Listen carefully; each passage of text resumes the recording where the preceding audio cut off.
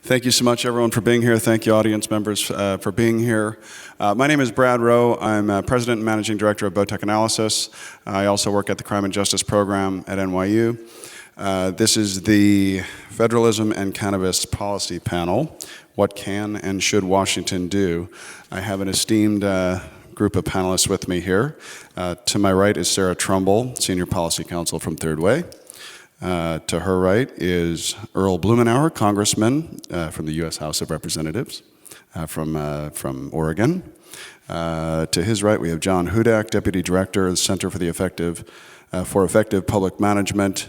Next to him is Robert Mikos, law professor from Vanderbilt University Law School. And last but not least, we have Sam Kamen, Vicente Sederberg, Professor Marijuana Law and Policy at the University of Denver, Sturm College of Law. This is a fascinating topic, federalism. Right now, the process has been for a patchwork of states to move forward with medical marijuana and now recreational marijuana. We have 4 states fully in place with recreational marijuana in Washington, D.C. in a state of quandary. Just going to start out really just by moving it over to our panelists right here. Going to give everyone a moment just to introduce themselves, give us a few minutes on what your thoughts are and where federalism is right now, and then we're going to get into a roundtable conversation, and I will start with Congressman Blumenauer.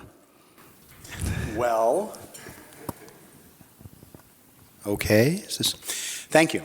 I really appreciate the opportunity to be here. I appreciate what this conference represents. I mean, it's a terrific range of experts. We just left a session on taxation that was terrific, digging into the elements of a national movement that I think is cresting. I'm here with Sarah and John. We finished the week last week at Brookings with some of the honorable opposition on this issue, debating whether or not marijuana should be a Schedule I controlled substance. It's clear to me, after having literally been involved with this over 40 years. I was a child legislator in Oregon in 1973 when we were the first state to decriminalize marijuana. And we actually had a vote on legalizing adult use, which I'm told by people in a position to know, if those 17 of us who voted for it had been joined by those who voted no but smoked dope, Oregon would have been the first state to legalize adult use, not the fourth. So I've watched it over the course of the years. I thought we were really on a different trajectory in the 70s for a variety of reasons. Carter administration was a little more forthcoming. And we've been sort of in the wilderness for the last 20 years. It's fascinating to me that citizens took it into their own hands. Starting in California, 96, with their medical marijuana initiative. Oregon and others followed thereafter. We've reached a point now where the 40 states that permit some version of marijuana to be legal have set the stage. Congress is slowly but surely, I think, catching up. The last 2 sessions, we have had I think 10 votes that relate to cannabis that have been passed in the House of Representatives, controlled by Republicans. We have seen activity in committee in the Senate, nothing on the floor yet, but there have been some encouraging amendments that have been approved in committee. And the administration. We have a president who is the first president to actually tell the truth about marijuana. He smoked, he inhaled. It's not as dangerous as things that are perfectly legal to adults in the ordinary course of commerce. And decided not to shut down the adult use activities in the 4 states. They could have. He famously responded he had bigger fish to fry. Unfortunately, there are still some bureaucrats that are frying those fish in his administration. But there's a lot of change that's taken place, Cole memo and whatnot. From my vantage point, it's going to be game over in the course of the next 5 years, maybe sooner. Part of it is because what will be driven at the state level, California, Nevada, Massachusetts, Maine, that's back on the ballot. I anticipate those are all going to be successful. We may see the first state, maybe even 2 of the first states, to actually legalize this year through the legislative process. Florida, which gave us a 58% affirmative vote for medical marijuana in 2014, a non-presidential year. It's back on the ballot, and I think they'll hit their 60% threshold required. So I see the movement here over the course of 4 decades where we hit a dry spot, but the momentum is built. Most important is that there are more and more people in the general public who are comfortable with this. The percentages we see in the polls bumping up against 60%. And that's just in terms of legalization. If we ask about medical marijuana, it's way over 70%. If we ask the question, regardless of your personal feelings about marijuana, do you think the federal government should interfere with what the states decide? And the answer there is overwhelmingly no.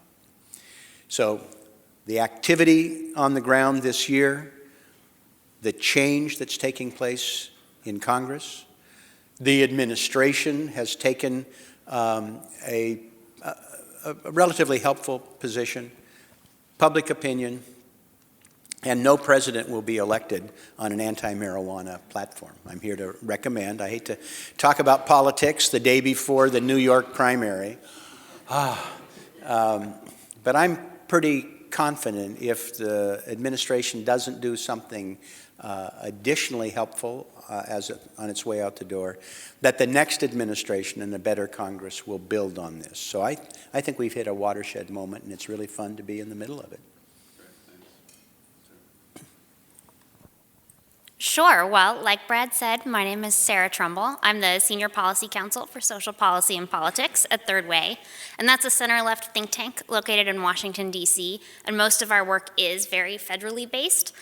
So our focus on marijuana in particular is almost exclusively on the federal level, right? Federal policy, federal politics, what the federal interests are as states are legalizing marijuana, and how good or less good of a job states are doing in protecting those interests as they move forward. And then also public opinion. We do a great deal of work, particularly with moderates, to make sure we understand where they're coming from, what they're feeling. And so I was in a panel yesterday where they said there's 1/3 of the country that is always going to vote yes for marijuana. There's 1/3 that's always going to vote no. And it's that third in the middle that makes the decisions.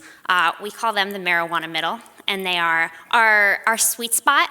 So we do a lot of work to make sure we understand what they need to hear and where they're coming from. And as for where federalism today is, I would say a nightmare. I think what they've created on the ground is a crisis on states that are legalizing. And on the federal level, they're just being complete ostriches, right? Their heads are in the sand, they're pretending they don't have to do anything. To a large extent, they're ignoring a lot of their responsibilities. And it's making it really hard for states to be responsible actors because states really want to regulate well, but they can't because the federal prohibition really ties their hands. So that's what we're looking at and ways that we can set up federal guardrails, but give them the space they need to really do what's best for their state. Thanks for the introduction. My name is John Hudak. I'm a senior fellow in governance studies and the deputy director for the Center for Effective Public Management at Brookings. A lot of the work, we haven't obviously traditionally at Brookings been involved in marijuana policy work, but starting in 2012, we started to use our expertise in other areas unrelated to this policy to ask some really important questions about governance, about regulation, about implementation, about politics, and a variety of other issues. We look at federal and state issues, we look at medical, we look at rec, and it's still a sort of a small shop within Brookings that is working on it, but it's a lot of exciting work. There's a lot of exciting work to be done, and I think the question of federalism is particularly important. We all know that, but this weekend it was made even more important as Governor Wolf signed medical marijuana legislation in Pennsylvania, now meaning that over half of Americans have access in their state to a medical marijuana program. It shows, as the congressman said, this building momentum, not just in public opinion, but in state action, that is eventually going to require the federal government to think more seriously and more actively about what to do. As Sarah said, the hodgepodge right now is a disaster. Not only is the federal government restricting the ability of states to implement plans or regulate or have a system that would be ideal, but they're also missing a lot of opportunities to do good things, to tackle important research questions, to think more clearly and more effectively about governance issues, to think about their own role as an international actor and the example that they are setting for other actors, and the example that they can set for other actors as nations around the world proceed toward or consider proceeding toward legalization. And so we're in a situation now where we have to answer a lot of questions at the federal level so that states have better access, have better planning, have better systems, and they don't have to tiptoe around thorny issues around taxation and security and banking and a whole variety of other issues that are right now being duct taped together to allow these systems to operate, but cutting away that tape and allowing the federal government to work more closely and more freely with states is something that is critically important and becomes more important with every additional state that legalizes medical or rec. I'm Rob Mikos. I'm a law professor at Vanderbilt, and you may ask, what is somebody from Nashville doing here? It's sort of a strange connection, but I used to teach out at UC Davis years and years ago, and that's where I first got interested in these issues. I've actually spent about the last 10 to 12 years of my professional life researching and writing, teaching and lecturing about marijuana law reform, and especially some of the authority disputes that arise thereunder, trying to figure out how do we resolve the conflict between state and federal laws? How do we resolve the conflicts that arise within state governments, the question over the local option, for example, and also, and something I want to sort of stress here in my 1-minute soapbox presentation, I guess. I don't really have a dog in the fight. I don't really care so much what it is that Washington does, but I want to speak just for a moment on who it is that can do that, who can actually accomplish reform at the federal level. And I want to suggest to you that if we expect any major reform from the federal government, any major reform of federal cannabis policy, it's got to come from Congress. I think the executive branch has done at this point about all it can legally and practically do without some additional further congressional legislation. And just to illustrate that point in sort of using a counterintuitive example is one involving scheduling and rescheduling or even descheduling of cannabis. The DEA, of course, has been given the power by Congress to reschedule and even deschedule drugs. And I've heard some talk in the halls here, and I've heard some talk in the media, some hopes that maybe in the waning days of the Obama administration, the DEA will run with this authority and drastically change the scheduling of marijuana, move it down to Schedule 3, Schedule 4, maybe even deschedule it. That means taking it out of the Controlled Substances Act altogether. That's not going to happen. That can't happen, even if the DEA was so inclined. And that's because Congress has imposed some pretty serious constraints on the DEA's scheduling authority. For one thing, Congress has specified the criteria that the DEA has to use. They're all medical, scientific criteria. So basically, the DEA, to simplify somewhat, is supposed to weigh the harms and benefits of marijuana use, sort of the medical harms and medical benefits of marijuana use. The statute doesn't make any accommodation for recreational value. The statute doesn't make any accommodation for personal liberty or personal autonomy, sort of a libertarian values. So even if the DEA came up and said, we believe that this drug doesn't have medical value, that it's subject to abuse, but we don't think prohibition is the right way to treat it, well, they're stuck. Because these other arguments, these more political and philosophical arguments, just don't have any weight or aren't supposed to be given any weight under the CSA. And possibly the bigger constraint on the DEA's authority actually comes from the treaty obligations that Congress has written into the CSA. The CSA says to the DEA, you can reschedule marijuana, but you still have to abide by those treaty obligations circa 1970. And the way the DEA has interpreted this and the way that a prominent federal appellate court has interpreted this is that the DEA couldn't move marijuana below or cannabis below Schedule II.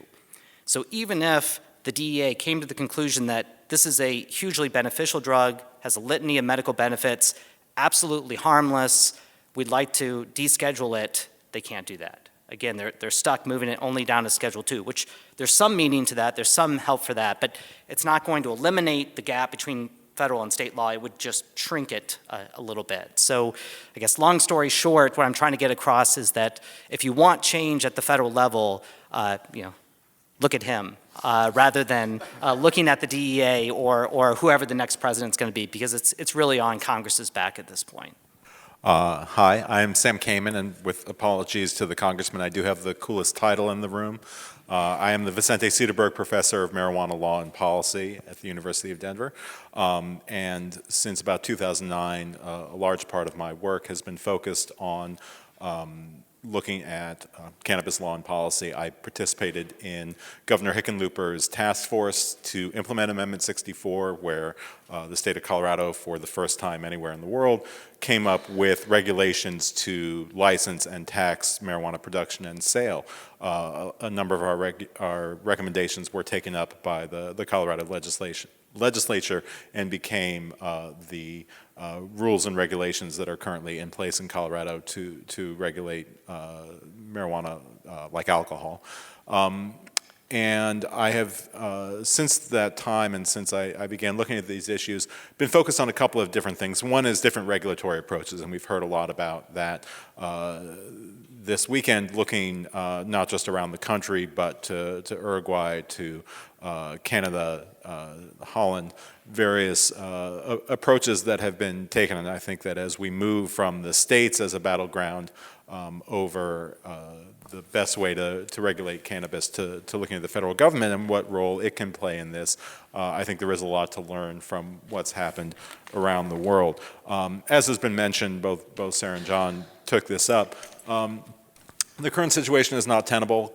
In Colorado alone, marijuana was a $1 billion business last year. Almost all of that business is in cash. Almost every single one of the transactions done by every licensed business in Colorado is a felony under federal law. All the assets that are used by all the marijuana business in Colorado are subject to forfeiture by the federal government. And it's not just that now relatively remote threat of arrest or asset forfeiture. There are also a number of collateral consequences that flow from the continued federal illegality. And for most people in the room, these are relatively familiar, but they include banking, obviously. They include 280E, which we've heard a fair amount about. I think less prominently, things like intellectual property protection are unavailable. Bankruptcy is unavailable because those are federal benefits. Federal courts have determined that those are not available to those who work in the marijuana space. And you can't have a billion-dollar industry where everything is subject to loss and imprisonment. You can't run a regulatory system with a cash-based business. For those reasons, and we could all do our parade of horribles, the current situation is untenable, and we've seen attempts made through litigation to change the status quo. We've seen challenges to the scheduling of marijuana in Schedule I, those have failed. We've seen Oklahoma and Nebraska sue Colorado in the Supreme Court, or asked to be permitted to sue Colorado in the Supreme Court, and we've seen the 8-person Supreme Court decide they do not want one extra thing on their plate, though I would have been thrilled to see a trial at the Supreme Court in their spare time.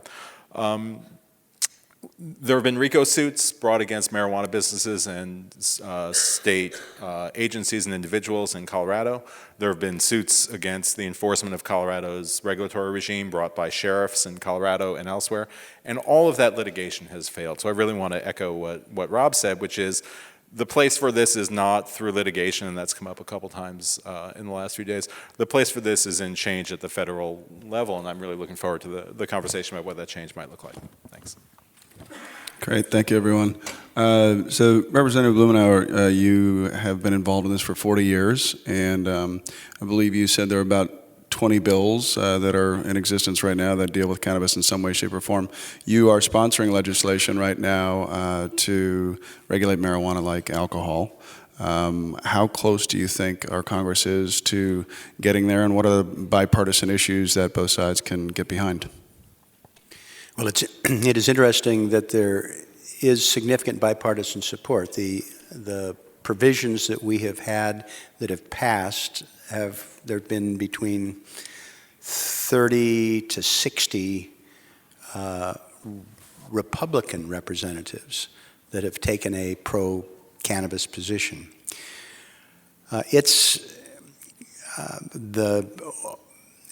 Looking at this on a broad scale of having a system of regulation and taxation comprehensively at the federal level is not happening this Congress. It's not happening next Congress. But I think we're on a path that will accelerate that, in part because there is such uncertainty, and a lot of the uncertainty is founded on just absolutely insane provisions. I mean, this notion that it's all cash. If you care about money laundering, if you care about tax evasion, or if you just care about robbery and theft, making it be all cash is insane.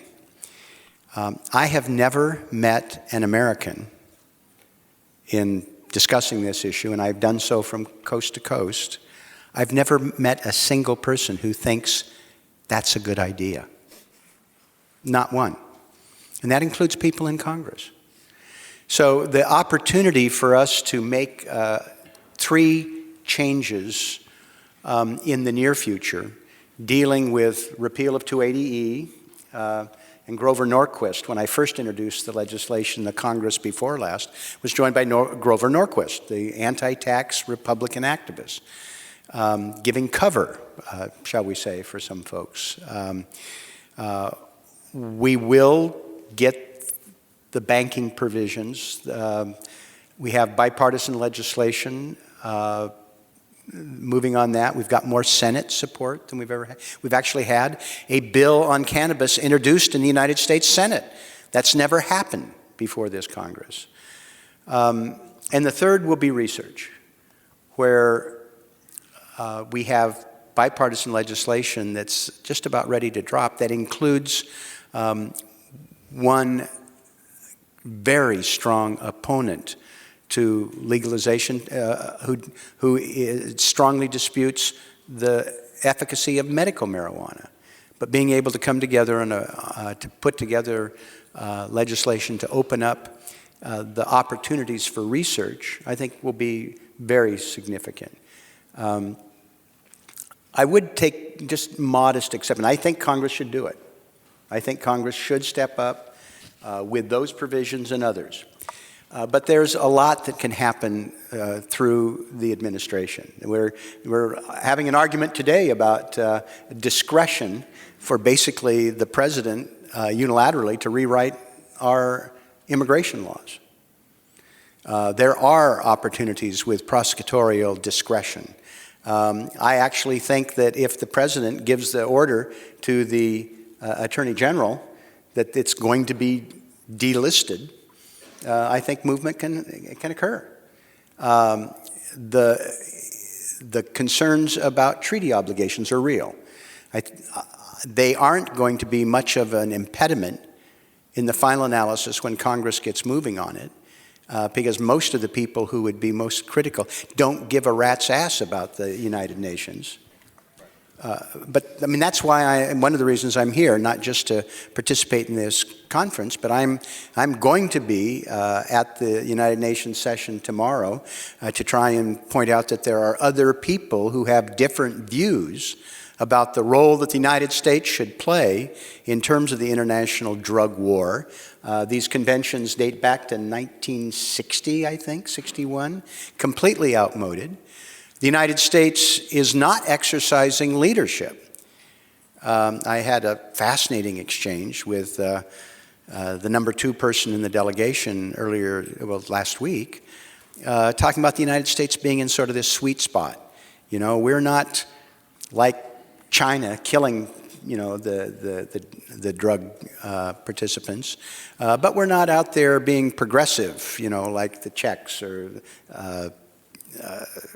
the Swiss or, well, wait a minute. Why not? Why shouldn't the United States acknowledge at least some responsibility, having pumped hundreds of billions of dollars out of the, pick a number, $1 trillion on the war on drugs, and putting the burden on some of the most vulnerable populations and be decidedly ineffective. I mean, street price for drugs after $1 trillion is lower. And we run these training grounds for would-be drug criminals in our prisons. I mean, the United States needs to change. We need to be speaking out. But in the end, I don't think either the narrow conventions written into law or the treaties are going to be that constraining on the United States moving forward. And in fact, I think a lot of people would welcome some United States leadership on the international stage. There are some things when we've stood out being one of only 2 countries in the world advocating particular positions. I think these very real obstacles that you mention can in fact and will be overcome. Thank you, Congressman. Sorry Rob, for the filibuster. no, that's great. That's great. my Thank button. you. You have the floor, sir. Robert, both you and Sam discussed this issue of resolving conflicts between states and specifically identified the Nebraska-Oklahoma case with Colorado.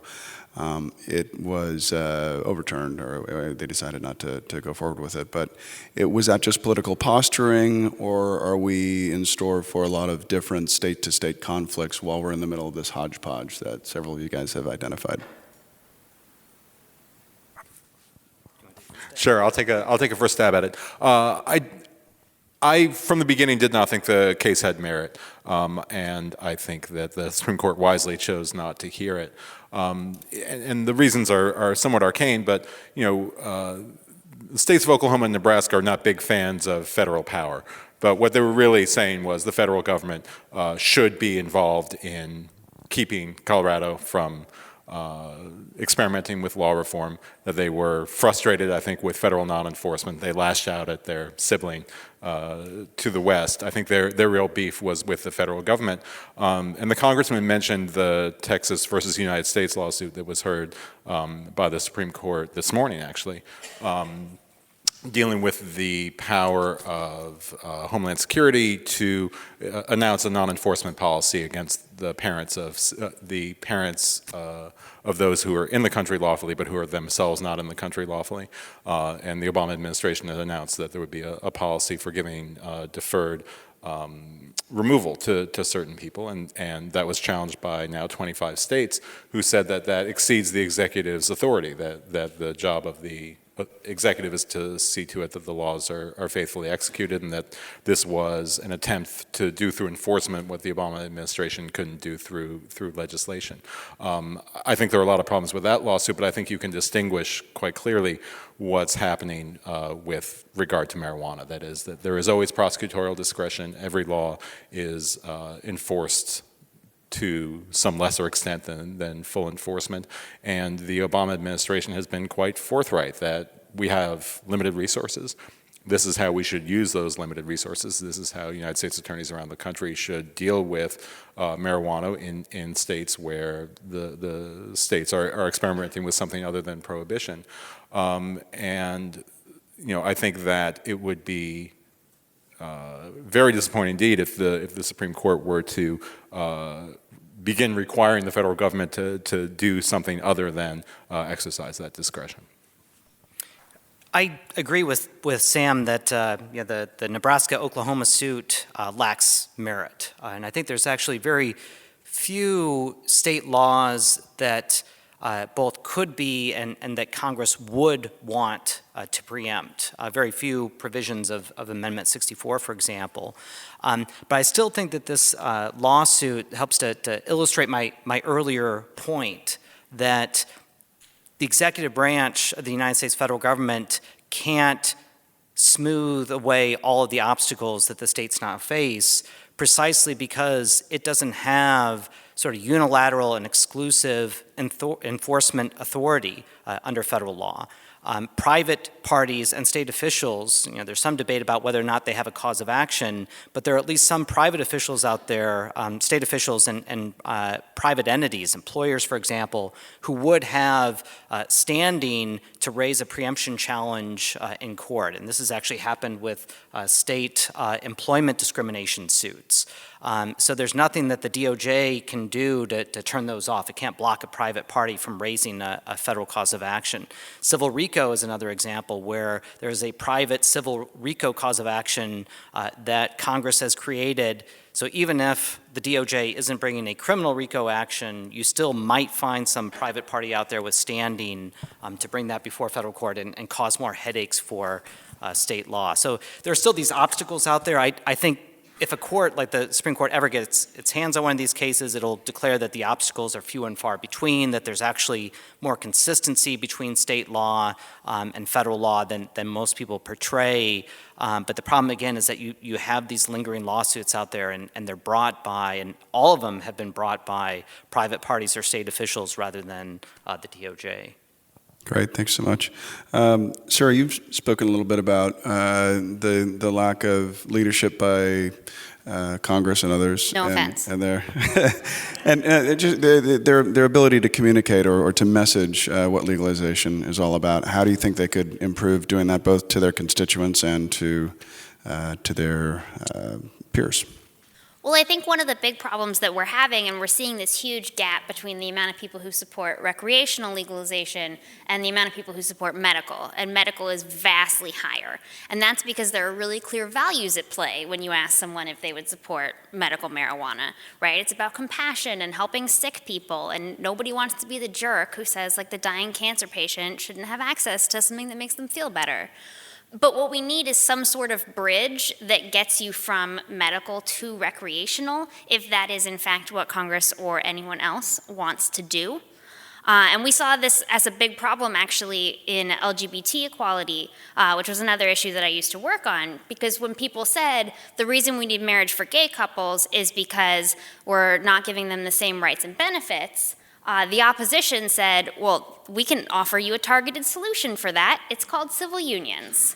And that was not the solution. So if people spend too much time talking about medical and the values that are behind medical, it leads you to a targeted solution, which is to make medical marijuana legal and not recreational marijuana legal. So what we've been talking a lot about and what we're seeing a lot of support for, both among the marijuana middle and on Capitol Hill, is some sort of bridge policy, something that really ties together both medical and recreational and addresses the problems that both are seeing together. Our particular solution is a waiver solution, which we've borrowed from Mark Kleiman. But there are lots of ways that can do it. The important thing is that you really have something that draws the two together, because if you talk about them separately, you're going to lose the values voters. Can you talk a little bit about that waiver solution Well, again? sure. And actually, maybe the Congressman and John, you guys can pipe in on this as well. One of our big concerns, obviously, has been that the public and the marijuana middle in particular are just not ready for legalization. They think it's a bridge too far. They're afraid of descheduling. They think Bernie Sanders is a little scary. And also on Capitol Hill, I think you're right that the House has made vast steps forward. I think the Senate is still several years behind them. And so what we've been looking at is ways that we can ensure there are still federal guardrails, so we are not taking away congressional power. I don't know how many of you know members of Congress, but they usually don't like giving that away. And so what we've recommended is a waiver situation. So if a state has passed recreational or medical marijuana and can show that they are protecting all the important federal interests, right? They're thinking about how to crack down on drug driving and how to make sure there's not diversion to other states and how to make sure youth access doesn't go up. Then they should be able to get a waiver from the Attorney General that excuses them from the marijuana prohibition for a certain amount of time. And at the end of that amount of time, they have to turn in lots of data to show whether or not their system works. So what that leaves us with is a solution for the people on the ground, an opportunity for states to have the space they need to regulate effectively instead of having preemption problems, something that there's vast political support for. Our polling shows 67% support for that, including majorities of both Republicans, Independents, and Democrats. And it also make sure that we have the data and the ability to check back in and course correct and make sure that it's a solution.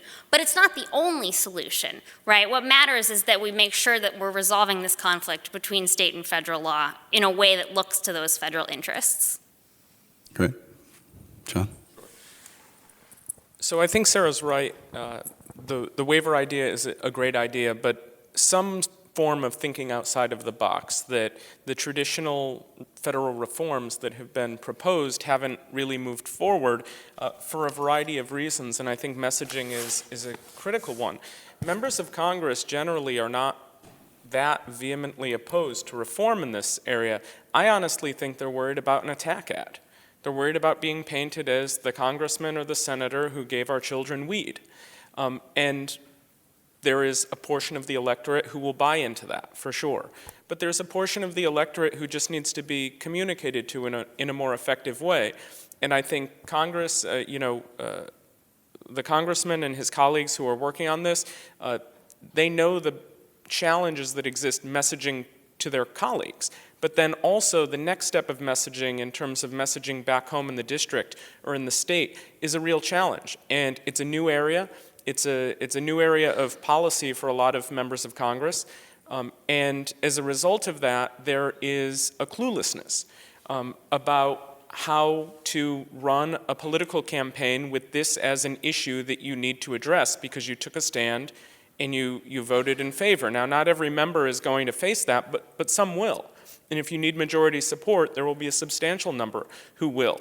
I've heard Graham and Christian and Allison and others talk about how much work has gone into understanding and developing a communication strategy around initiatives and how messaging, not broadly, but to targeted groups with different messages that work for them is critical.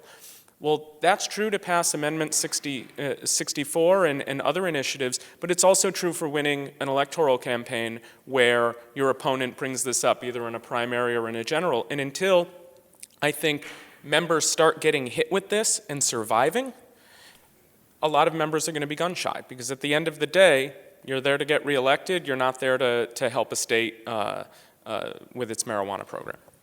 As promised, I wanted to get to some of the questions that have come in from the audience. I guess this is for you, Congressman Blumenauer. If voters don't want federal involvement, then why not continue letting states regulate on their own, reschedule cannabis to some newly invented federal class altogether, releasing research restrictions, and keep regulation in the hands of state governments? I think the most likely path forward over the next few years will be incremental, that we'll take bits and pieces of this and move it along.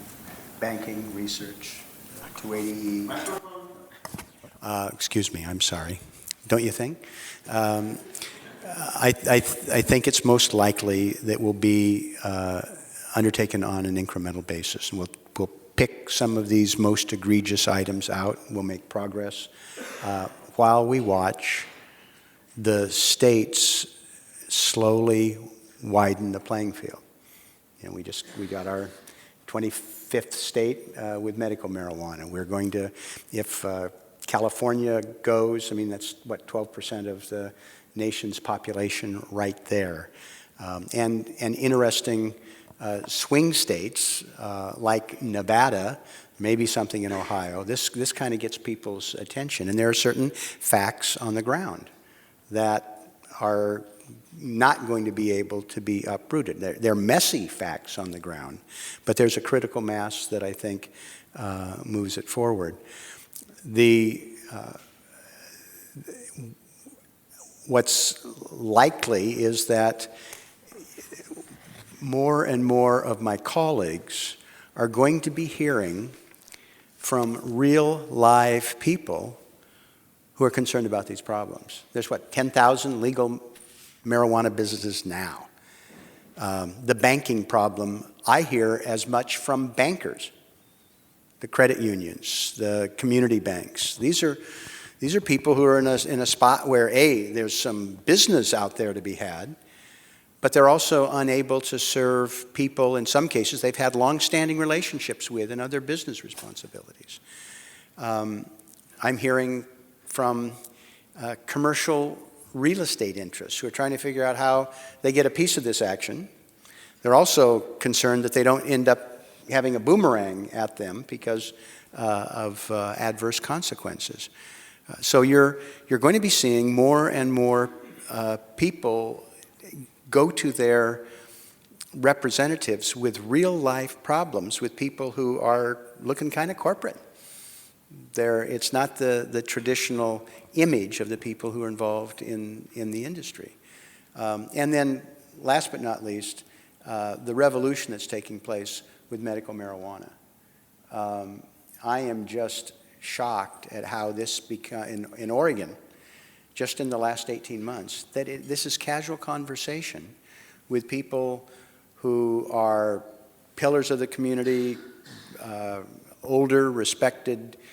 You never expect to hear them talk nonchalantly about seeking this for themselves or a member of their family.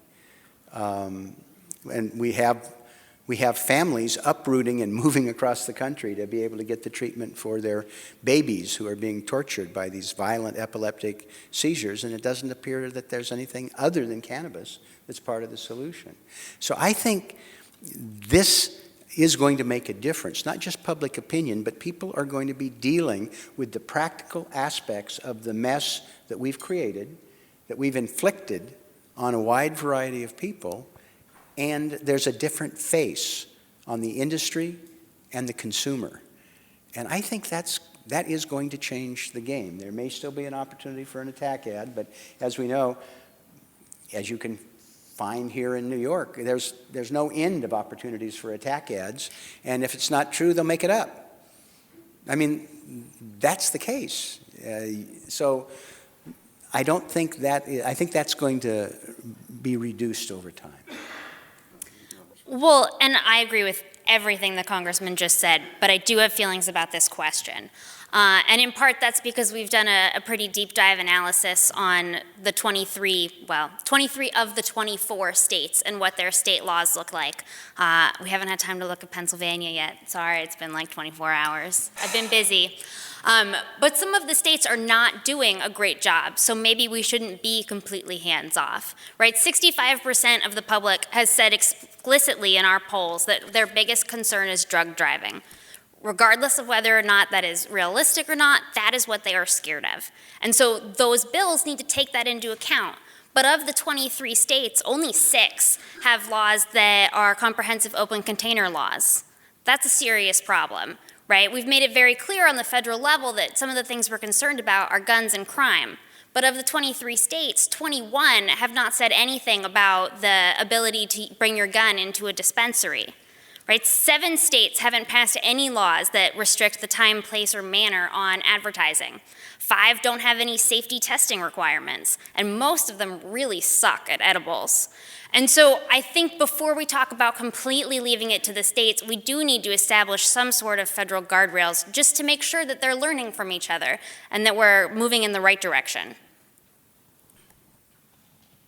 Great, thanks. Robert, you brought up that the DEA has the authority to deschedule, but that Congress has constrained the DEA with different criterion, like medical criterion.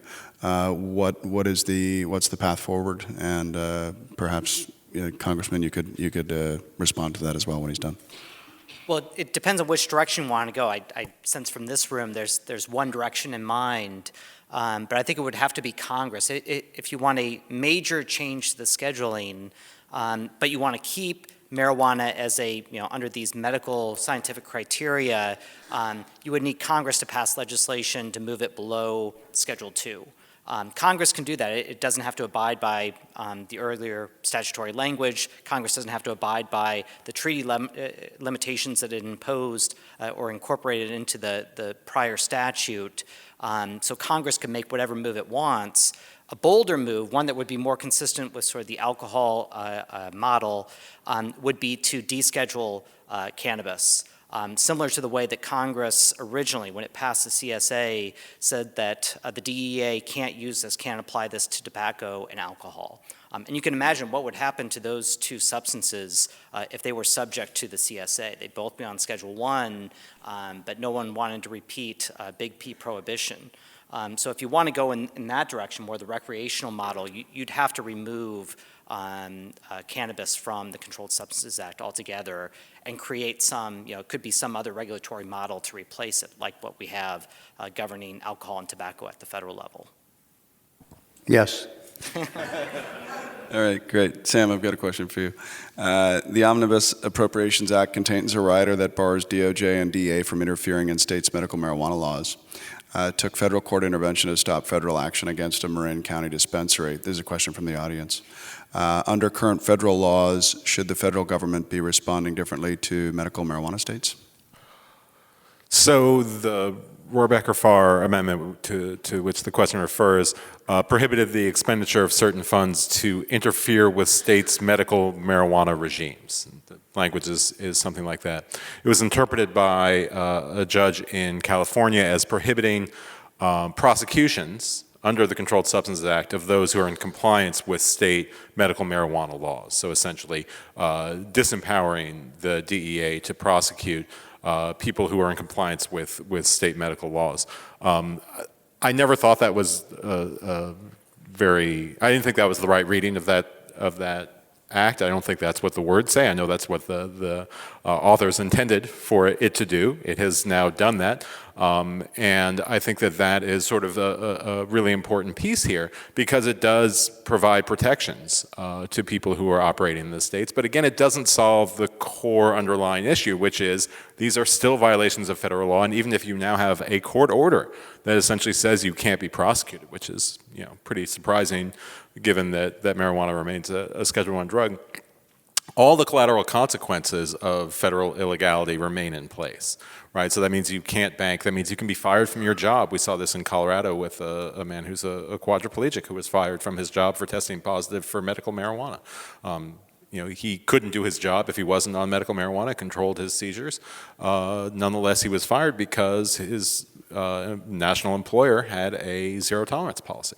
So the ruling and the amendment wouldn't protect him, that his conduct is still illegal, even if there's a prohibition in place on his prosecution, and he would still be subject to firing. He might still lose his parental rights if he's using marijuana around children. He might, there are the eligibility for federal benefits. There are lots of consequences that flow from prohibition that can't be undone by anything short of rescheduling or descheduling. Great, thanks so much.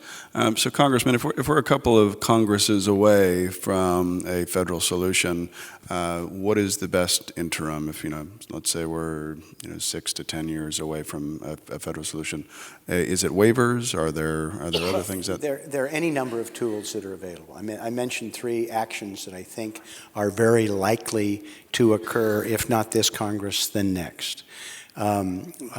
Creative use of a waiver technique has some promise. I think the most important thing now is for us to be able to have sustained progress in some of these more egregious areas, and I want to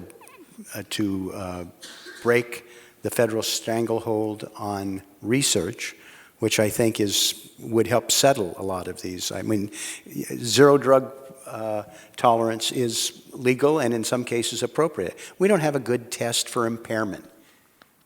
Well, that would be a logical extension of a good, robust research program. We'd be able to tell whether or not somebody is impaired rather than have traces detectable 30 days later. I mean, half of American blue-collar workers working for companies with a zero tolerance policy would lose their jobs if alcohol, we didn't have a good test for alcohol, and it continued, and trace elements keep showing up, and we couldn't determine the level of impairment. These are problems that I think have solutions, and each one that we are able to implement knocks down another argument against a broader scale of having a federal regime that makes sense in terms of regulation, in terms of taxation. I personally think it will also hasten a much broader conversation that we need to have in this country about the implications of widespread use of marijuana. It's not that it's without risk. For some people, there are problems. There are issues of dependence. A huge issue of keeping it out of the hands of children. What's going to be the convention of using edibles that are massively more potent, and then if you pull a Marine Dowd and wash it down with Chablis after consuming the entire candy bar or whatever. I mean, there are things that we really need to address. It has taken us 100 years to deal with drinking and driving. I mean, it was a very difficult process.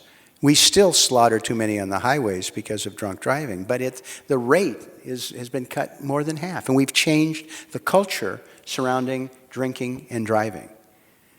I think we need to be able to think about what's going to happen when this is a much more widely accepted practice, so that we're positioned right, not just in terms of regulation, but just in terms of social convention. And it's an exciting conversation that I think is starting to occur. And again, that's what's going to be neat. I think we will have fixed the regulatory and legal problems probably before we fully embrace what this means socially, but both shouldn't wait. Just to pick up quickly on that, the Congressman is right. This is an extraordinarily complex issue, whether you're looking at the challenges that exist administratively for states or from a federalist perspective between states and the federal government, or in terms of harms and risks. It's complex now, and it's also complex in the longer term. And so I think one of the challenges that exists, it's true of a lot of the recommendations that are out there, it's also true for waivers, is that Congress can't pass what is seen as a big fix and then pat themselves on the back and say, we got this. Because as more states legalize, and as these systems develop, and as this becomes a larger part of American life and society, there will be more problems. There will be more challenges. There will be more policy needs and issues. We have more now than we did in November of 2012, not because something has changed about marijuana, not because something has changed necessarily about the state of Colorado and its government, but because there are systems in place now, and until you start testing them, you don't realize what the challenges are, what the breaking points are.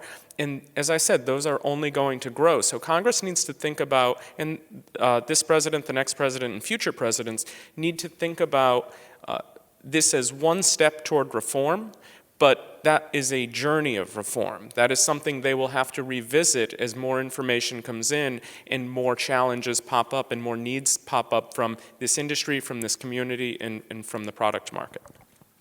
Yeah, I think that's hugely important. One of the lessons that we learned in Colorado is that it's an iterative process, that you do it, you see what happens, you do it again, and you keep doing that, and there's a lot of tinkering that has to happen. So I think, when I get asked by people in other states, well, should we do it?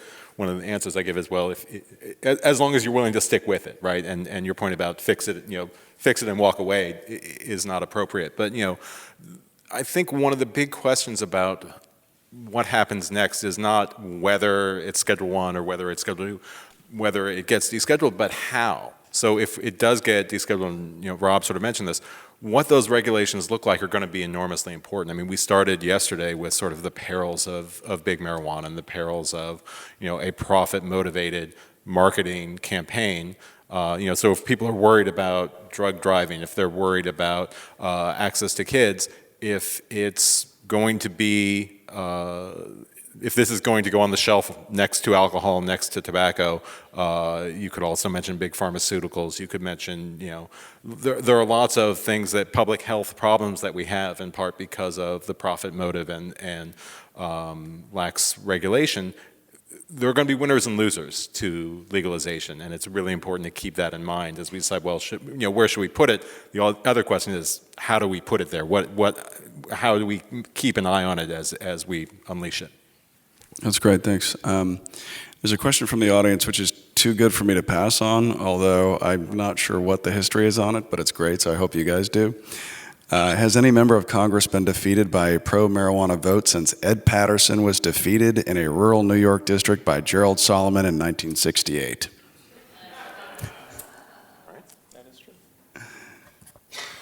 Well, I've been working on marijuana for 2.5 years, and not in that time, I guess. But you've been working on this since I was -14, so if anyone knows, it's probably you. I think there were other issues involved with Jerry Solomon, who I had the experience of serving with. I've seen no evidence that it's had any blowback in Oregon, which we had the highest percentage passage in our referendum, and it was in a non-presidential year.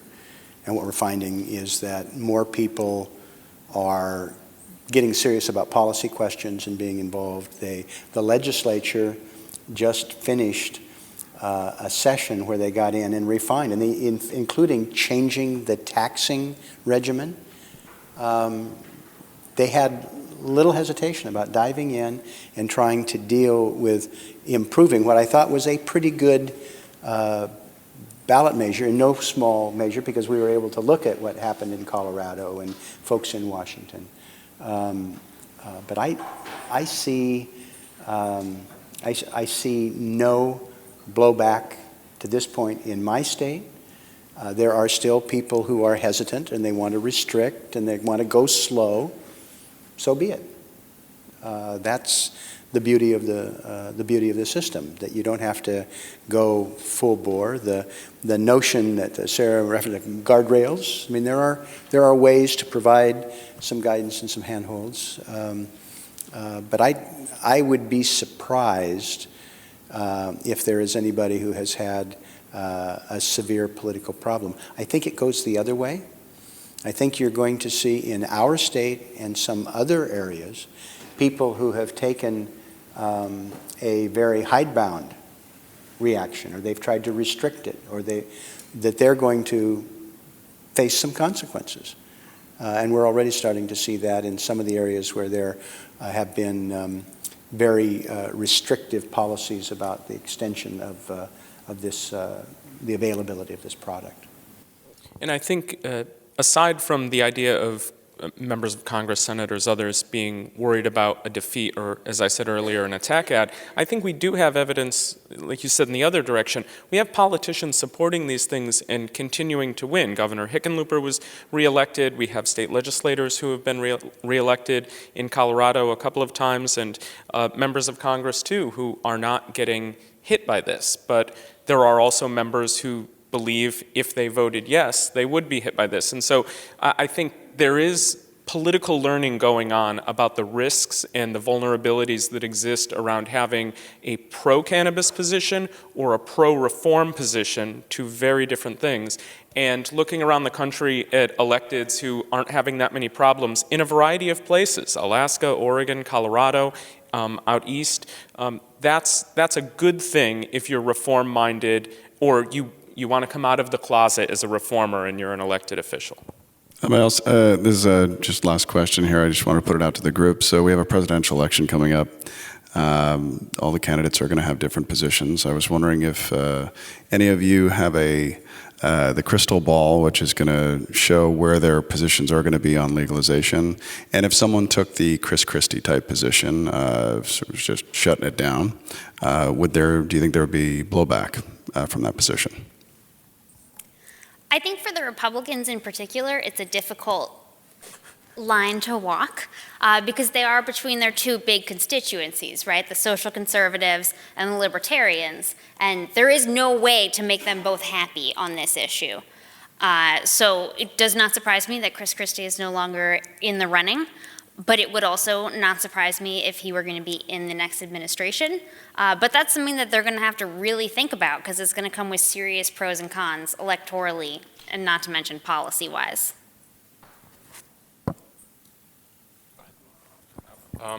Yeah, I agree with Sarah and what the congressman said before.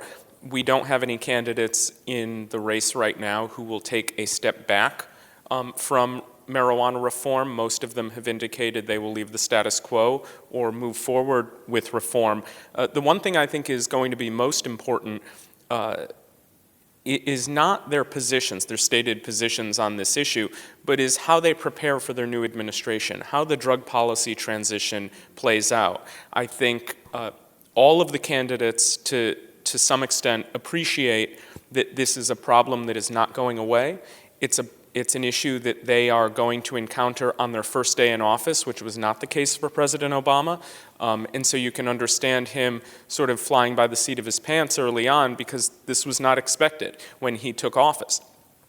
The next president isn't in that spot. And so whoever the next president is, he or she needs to think about asking a prospective FDA chief, DEA head, and others what their views are on this policy and how they're going to act accordingly. I agree. We're not going to elect an anti-marijuana president. How they pick up the banner and implement it is huge, but I do see a series of steps over the next 2 or 3 years that are going to help clear up some of the ambiguity and some of the worst problems. Thank you. And Sam is begging for an extra minute here. So, all right. I won't take a minute. Just in response to Sarah's point about how you bridge these two constituencies, I think Ted Cruz came pretty close when he talked about it as a states' rights issue, right? That he sort of said, whatever your views on it, I think the states should be allowed to experiment on that without interference from Washington, which comes close to Obama's position, and I think nicely threads that needle. Works for Republicans, terrible messaging for Democrats. Terrible. All right, guys. Thank you so much. I'd like to congratulate our panel for being here and thank you so much.